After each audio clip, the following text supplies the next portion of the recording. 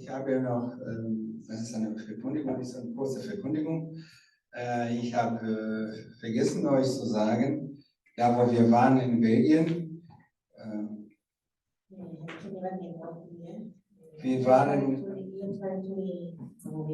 wir waren dort zum Trauen.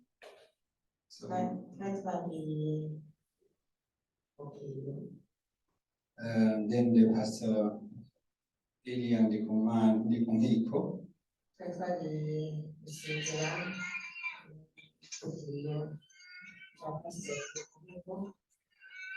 Und da waren viele Leute da. Wir haben uns gefreut für die Zeugnis, die wir gehört haben.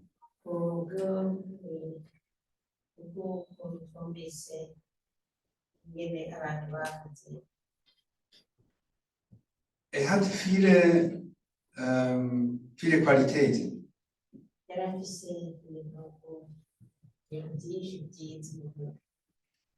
Aber ich werde nur 2 nennen.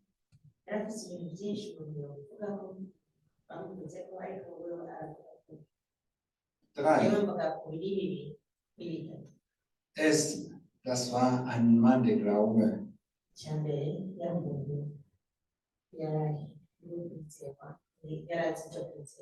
Er hat über 50 Jahre das Wort Gottes gepredigt. War 60 Jahre sogar.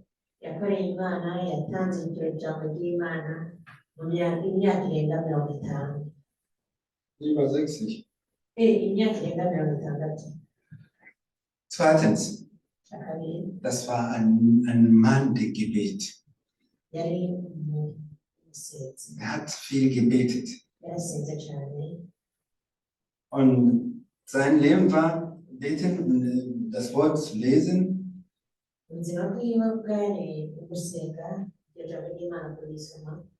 So dass er auch nicht über seine Reichtum gekümmert hat.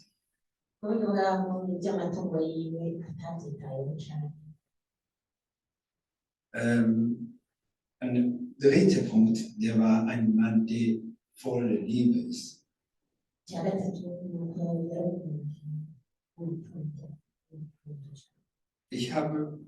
Mir hat eine Geschichte berührt. Einmal kam eine Mutter, die gleich Zwillinge bekommen hat.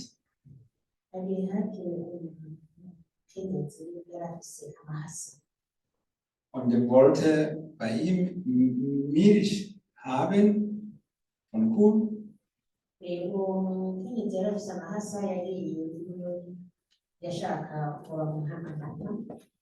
wollte regelmäßig zahlen.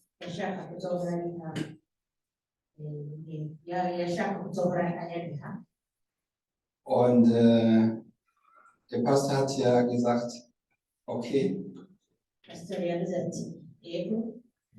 Und danach hat diese Mutter eine Botschaft geschickt.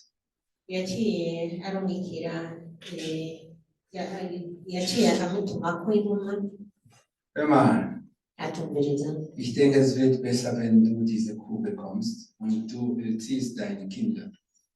Und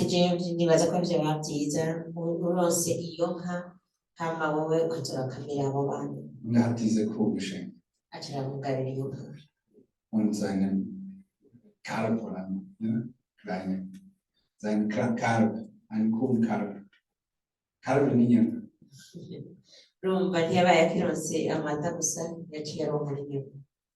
Inyana. Okay, Gott segne euch.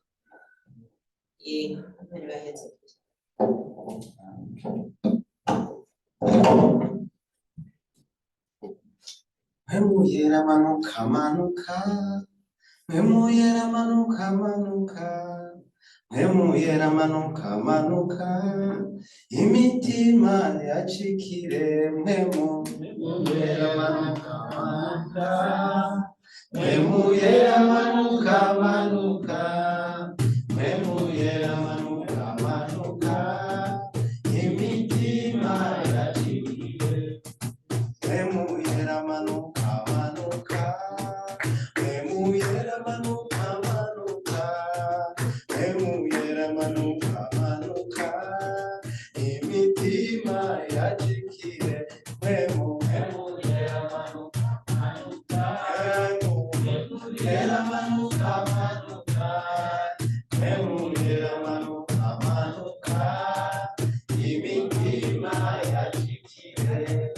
Yesu abahezagire. Turakengurukiye Imana twumvise ijambo ry'Imana. Yesu abaha umugisha. Duteye ikora sivuga ngo mpemu yera amanuka. Hari indirimbo ivuga ngo nkuko wagire neza basogokuru natwe tugirire neza. Yesu abahezagire. Ba Petero nabo byari kumwe. Yesu niwe yabari ngo bagende i Yerusalemu barindire mpemu yera. Barumvira baragenda ngo basenga bahuje umutima n'inama. Barasenga iminsi 10. Yesu yari yasezeranye ababarira ngo sinzobasiga nk'imfuvyi. Ahandi yari yababariye ngo ni byiza ko je nogenda. Siko none turiko turajana bene. Yari yababariye ati ni byiza ko je ngenda. Shitseyo nzobarungikira mpemu yera. Kandi ubu azobigisha abashitse ku kuri kose. Igituma yavuze ngo ni byiza ko nogenda kwari kugira sinzi kakamikro.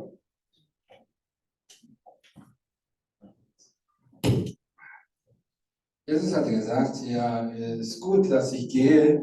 Wenn ich nicht gehe, dann der Heilige Geist will nicht kommen. Igituma yavuze ngo ni byiza ko je nogenda kuko ari Galilaya ari Kapernaum ntibamubona. Dann hat gesagt, so, es ist gut, dass er geht, weil die Leute in Kapernaum oder Galiläa, die sahen ihn nicht. Ni byiza rero ko Yesu yagomba ngo abari kwisi yose ko baronka mpemu yera. Jesus wollte, dass die Leute, die ganze Welt bekommen, der Heilige Geist. None rero nico badusabiye no munsi. Das ist, was wir heute bekommen haben, Ko tworonka mpemu yera. dass wir den Heiligen Geist bekommen. Kuko umuntu adafise mpemu yera, Wenn man den Heiligen Geist nicht hat, abari mwisi, der ist in der Welt. abari mu mubiri gusa. Der ist in seinem Körper, sozusagen. Nta muco uba muri we umwemeza ivy'icaha. In ihm ist nichts, der ihn überzeugt über Sünde. Naho yokwihana no munsi ejo aca bisubiramo. Auch wenn er heute was tut, morgen macht er das gleich. Ni byiza rero ko aronka mpemu yera. Das ist dann gut, dass er den Heiligen Geist bekommt, N'umwigisha w'ukuri. weil das ist ein guter Lehrer. N'umuco waka mu muntu. Das ist ein Leuchter in jemand. Yesu yaciye avuga ngo mu rusengero rw'Imana. Jesus hat gesagt, ihr seid die Kirche oder die Gemeinde Gottes. Imana iri mu butatu. Gott ist in drei. Imana data wa twese. Gott Vater, Umwana wayo sein Sohn na mpemu yera. und der Heilige Geist. Baca baza muri wewe. Die kommen in die. Yesu abahezagire.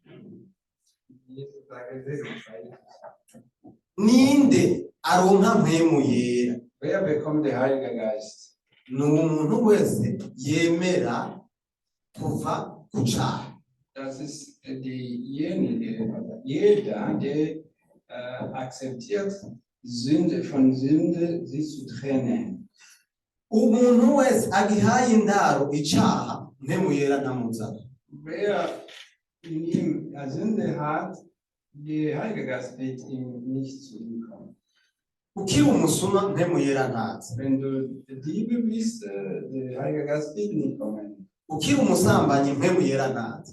Wenn du Unrecht bist, der Heilige Geist wird nicht kommen. Uri umunyabyaha. Wenn du Sünder bist, Hari icaha ukibu. Hariho icaha ukijakariye mpemu yera ntaza. solange gibt es eine Sünde, wo du noch nicht los bist, dann der Heilige Geist kann nicht tun. None ninde agomba mpemu yera? Wer möchte den Heiligen Geist bekommen? Umuvyeyi pasiteri yavuze ngo hitamwo uno munsi. Pastor hat gesagt, ja, du hast ja heute ein Bad Fällen. kuba mw'ishengero canke kuba mw'idini siko kuzura mpwemu yera. In der Gemeinde zu sein oder in der Kirche zu sein, das nicht der Beweis, dass man ist erfüllt von dem Heiligen Geist. Mpwemu yera aba mu muntu yihanye.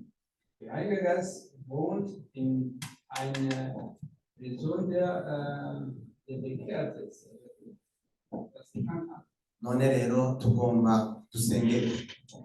Wir wollen das Gebet. Hama umuntu wese yuzure mpwemu yera. Wir will, dass jeder erfüllt von dem Heiligen Geist wird. Amurongore. Dass der Heilige Geist jeder hier betreut Amuhe kwidegemza. und gibt ihm Freiheit. Yesu abaheza. Sei gesegnet. Tugomba tubyaguruke. Wir wollen aufstehen. Hama dusengere.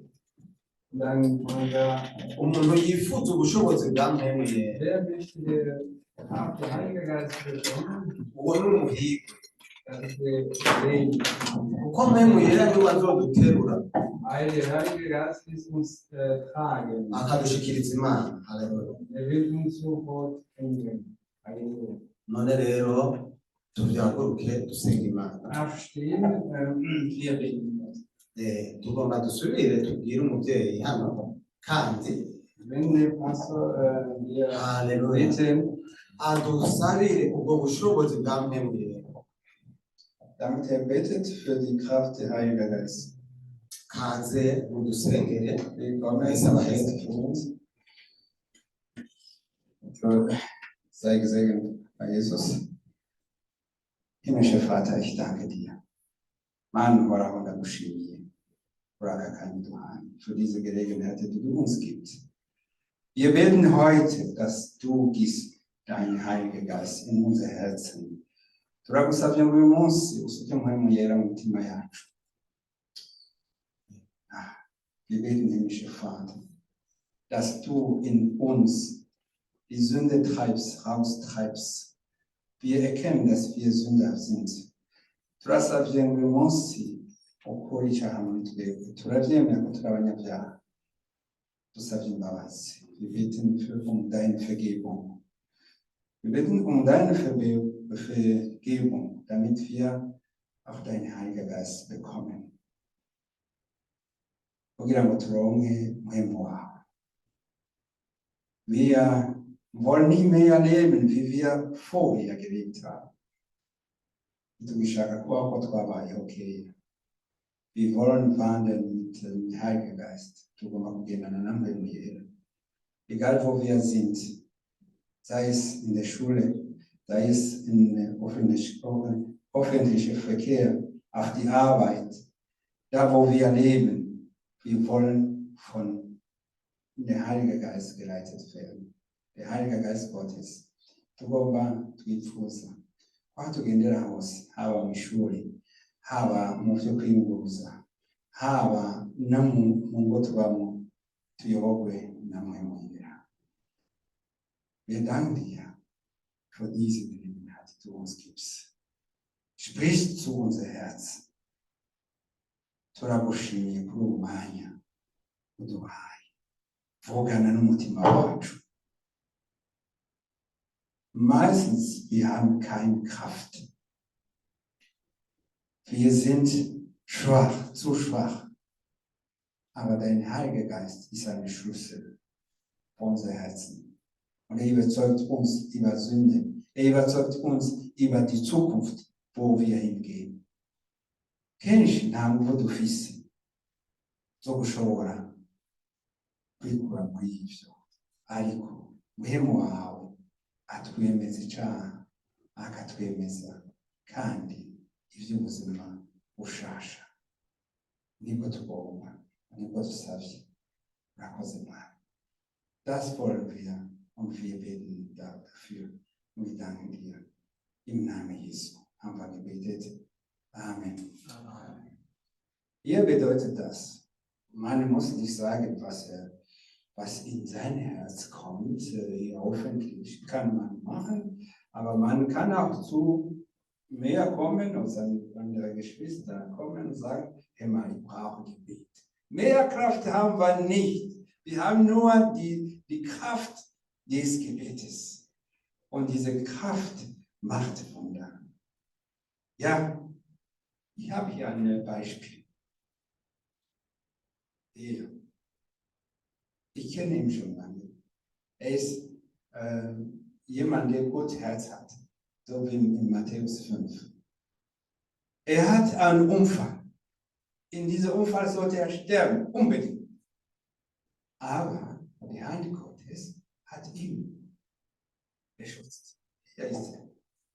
Hier ist er. Bei mir ist häufig passiert sowas. Da gibt es wirklich eine Falle, wo man umkommen sollte. Aber wir leben noch. Nariko ndababwira nti huye ni umuntu w'umutima mwiza kuko muri Matayo 5 bivugwa. Yagize isanganya ejo bundi. Iryo sanganya biravye ntiryari kumusiga. Ariko Imana yaramukuyeyo. Iramukingira. Kubera iki? Imana ishaka ko abaho kandi azobaho ikintu udashira. Amen. Der war hier, hat Zeugnis gegeben. Er wäre tot, er wäre hier nicht gekommen. Eine OP, wo auch die Ärzte gesagt haben, Mann, ich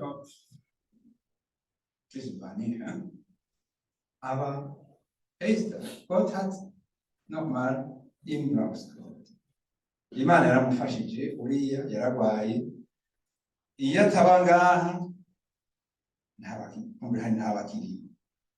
Yagiye kugirirwa operasiyo n'abaganga bavuga ati ariko Imana kubera ko imukuri ugomba kumushikana ahandi hantu heza byatanze inshinga nayo ngaha nuko rero Yesu abaheza akije konsekeroshye